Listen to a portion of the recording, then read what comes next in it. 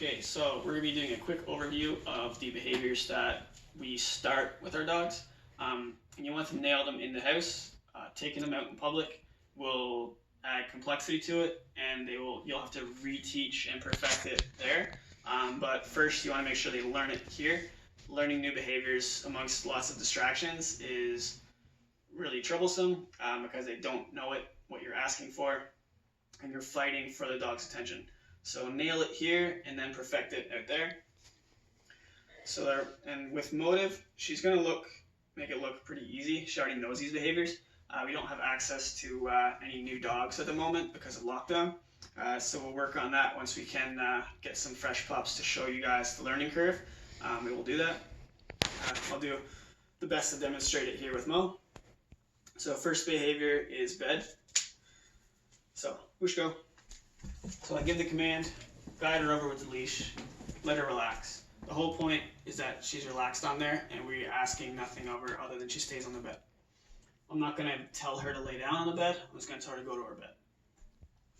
The next one is recall. Again, practicing it in the house.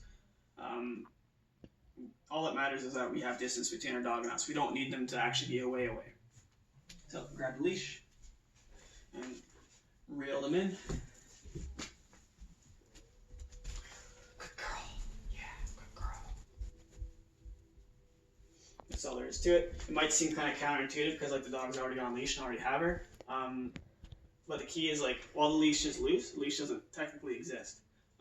We want tension as little as possible. When I'm reeling her in, it's just enough pressure to get her moving. And I just reel it in so she doesn't trip over it. I'm not pulling her into me.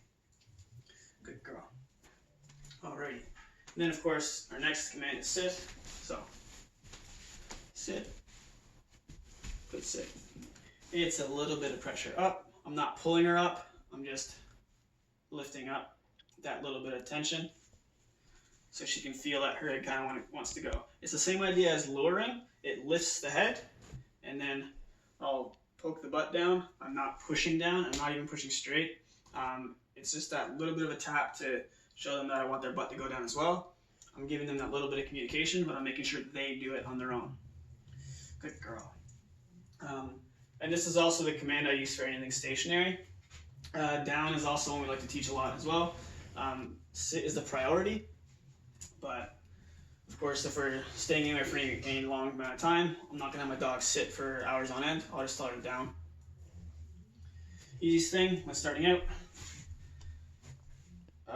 The thing to be worried about here is like if your dog wants to jump up and get a little bit rambunctious, can make things a little bit troublesome. But if you get down, it's a little more motivation for the dog to come down with you. Another one too with this is luring with the treat is really easy, especially if your dog doesn't quite know leash pressure yet. Because she already knows leash pressure, we've taught it already, so she'll just follow this leash down. If they don't, you can use the leash pressure as well, but have her nose follow a treat down, and then you've got that down. That's all you really need to focus with when starting out in the house. It's enough of the curriculum when first working with your pup in the house. It'll be plenty to keep their mind busy and keep them from becoming bored and troublesome.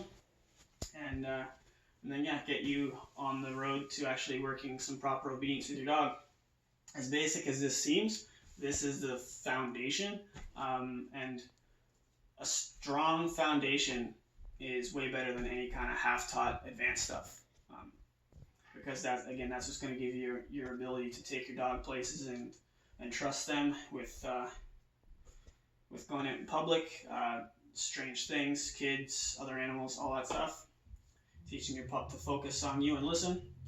So yeah, and the nice thing is it's really easy to teach in your living room. You don't need to emulate a class, just ask for the behavior.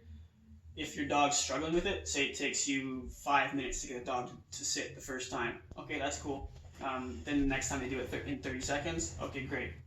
Next time they repeat, like almost right away, cool. The dog's now understanding it, then they get their break. It's not like you need to go and go and go and go. It's like, okay, my dog is showing, it has some progress and it's learning this behavior, okay, it can take a break. It is taxing, it's easy, technically, but again, the dog is learning, it has to apply its brain on stuff it doesn't previously know, so it's going to get tired out pretty quick. So don't worry about trying to overwork your dog and cram in lots of training. Just nice relaxed sessions at home consistently will have way better results than trying to cram and emulate like a busy class.